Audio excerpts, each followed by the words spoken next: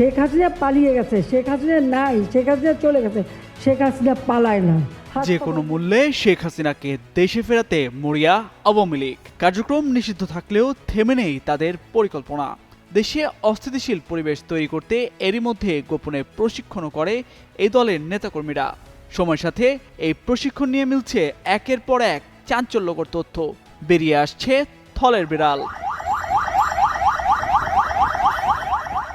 সম্প্রতি এ ঘটনায় আদালতে দেয়া জবানবন্দিতে নিজের দোষ স্বীকার করেছেন মামলার প্রধান আসামি বরগুনার যুবলীগ নেতা সোহেল রানা। জবানবন্দিতে তিনি বলেন, মেজর সাদেকুল হকের স্ত্রী সুমাইয়া জাফরিনের নির্দেশে তিনি সেদিন বসুন্ধরায় কেবি কনভেনশন সেন্টারে ভাড়া করেন। সেখানে যে গেরিলা প্রশিক্ষণ দেওয়া হবে তা হল ভাড়ার সময় কেউই জানত না। ওয়ালটন এখন দেশের সীমানা পেরিয়ে পৌঁছে গিয়েছে 50টিরও বেশি দেশে। ওয়ালটন, ঘরে ঘরে বিশ্বজুড়ে। ওই হলে কিভাবে চেয়ার বসানো হবে, কে কোথায় বসবে তা বলে দেন সুমাইয়া।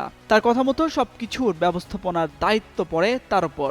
কেউ বৈঠকে যেন অযাচিত কথা না বলে সেটাও দেখভাল করেন তিনি। এই হল ভাড়ার জন্য আরেক আসামি স্বাস্থ্য মন্ত্রণালয়ের অবসরপ্রাপ্ত কর্মকর্তা আহাদুজ্জামান মোল্লার স্ত্রী শামিমা নাসরিন শম্পার সহায়তা নেন তিনি।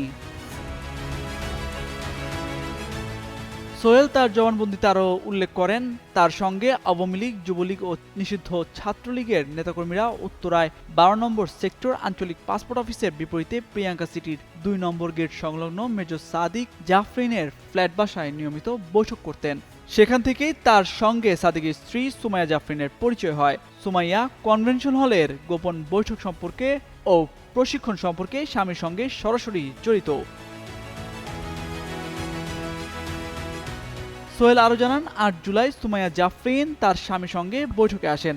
ওই দিন আওয়ামী লীগ, যুবলীগ ও নিষিদ্ধ ছাত্রলীগ এবং কয়েকজন অবসরপ্রাপ্ত সরকারি কর্মচারী মিলে প্রায় 300 জনের অধিক উপস্থিত হন।